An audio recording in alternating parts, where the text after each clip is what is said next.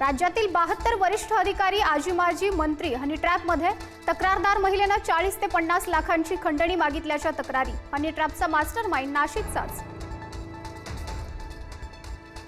स्थानिक स्वराज्य संस्थेच्या निवडणुकीसाठी भाजपाने कंबर कसली। मुंबईत मुख्यमंत्री फडणवीसांच्या उपस्थितीत बैठक। पश्चिम महाराष्ट्रातील आमदारांना मार्गदर्शन करणार।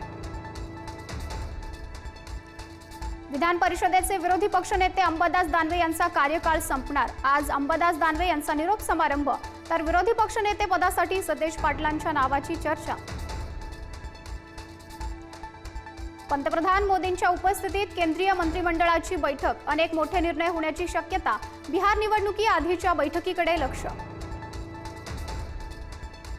मनसेच्या इगतपुरीतील शिबिराचा आज शेवटचा दिवस। महापालिका निवडणुकीआधी राज ठाकरेंकडून पदाधिकाऱ्यांना मार्गदर्शन। युतीबाबत अजूनही सावध भूमिका। मराठी आणि दलित मतांसाठी एकनाथ शिंदे आणि आनंदराज आंबेडकरांच्या पक्षाची युती। आज पत्रकार परिषद घेऊन अधिकृत घोषणा करणार। महापालिका, नगर परिषद आणि जिल्हा परिषद निवडणुका सोबत लढणार। शशिकांत शिंदे शरद पवारांच्या राष्ट्रवादीचे नवे प्रदेशाध्यक्ष। आज पदभार स्वीकारणार। जयंत पाटलांची प्रदेशाध्यक्षपदाची इनिंग संपली।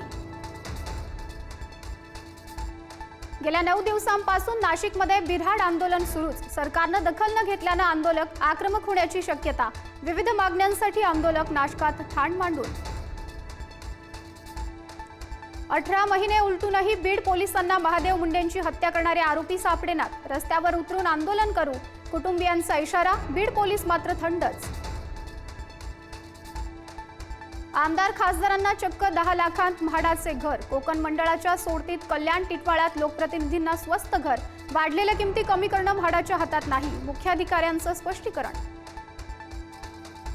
राज्य सरकारकडे पैसे नसल्यानं महाज्योतीचे 126 कोटी थकले। मंत्री संजय शिरसाट यांची विधान परिषदेत माहिती, तर निधीसाठी पाठपुरावा सुरू असल्याचंही सांगितलं।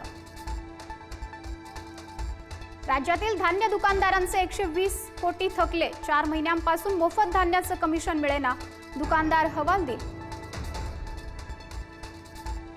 पीक विमा कंपन्यांची 10,000 कोटी कमावले। काही कंपन्यांकडून गैरव्यवहार। कृषी मंत्री माणिकराव कोकाटेंची माहिती। शेतकऱ्यांचे मात्र हाल सुरूच।